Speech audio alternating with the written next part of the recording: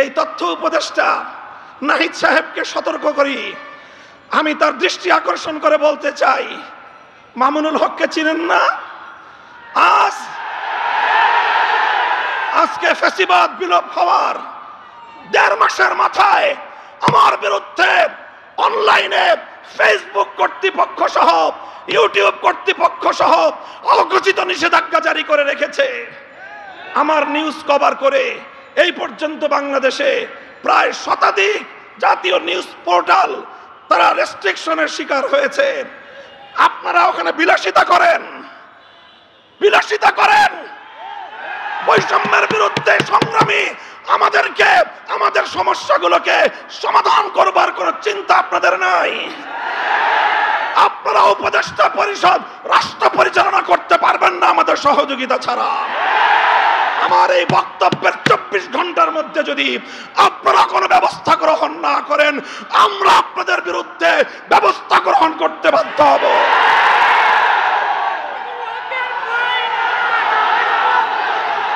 আমরা পরিষ্কার ভাষায় বলি, আন্দোলনে ছিলাম আমরা, সংগ্রামে ছিলাম আমরা, রক্ত দিয়েছি আমরা, কারারুদ্ধ হয়েছি আমরা, অন্যায় অপমানের শিকার হয়েছি আমরা, ষড়যন্ত্রের শিকার হয়েছি আমরা, যুদ্ধ করে বিজয়ের রণাঙ্গনেও ছিলাম আমরা।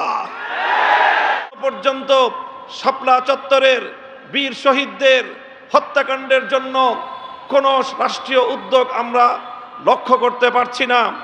আর কোনো শিক্ষাঙ্গনে তোফাজ্জলদের মতো আর কোনো মানুষকে যেন এভাবে বিচার বহির্ভূত হত্যাকাণ্ডের শিকার হতে না হয়।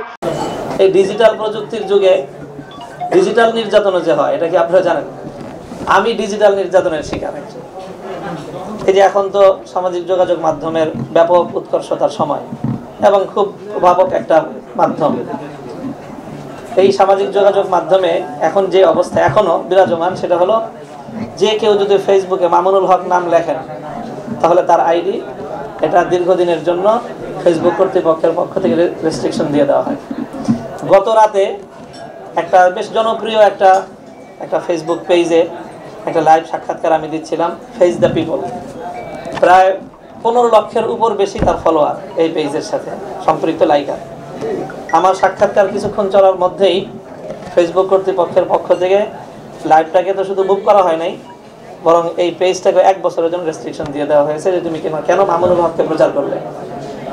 মানে জুলুম এবং নির্যাতন কত ধরনের হয়, এটা একেবারে সর্বশেষ বললাম যে এই নির্যাতনটা আমি খুব একটা বেশি অনুভব করি না, কারণ আমার উপর আরো এত নির্যাতন আছে সেগুলোর দায় মানে সেগুলোর হিসাব করতে করতে এটার সাথে এই একটা বিষয়ের সাথে হাজারো হাজারো মানুষ যারা অন্তত আর কিছু করতে না পারুক, ফেসবুকে একটু আমার জন্য দোয়া কামনা করবে, মুক্তি কামনা করবে, সেই পথটা রুদ্ধ করে দিয়েছে জালিম।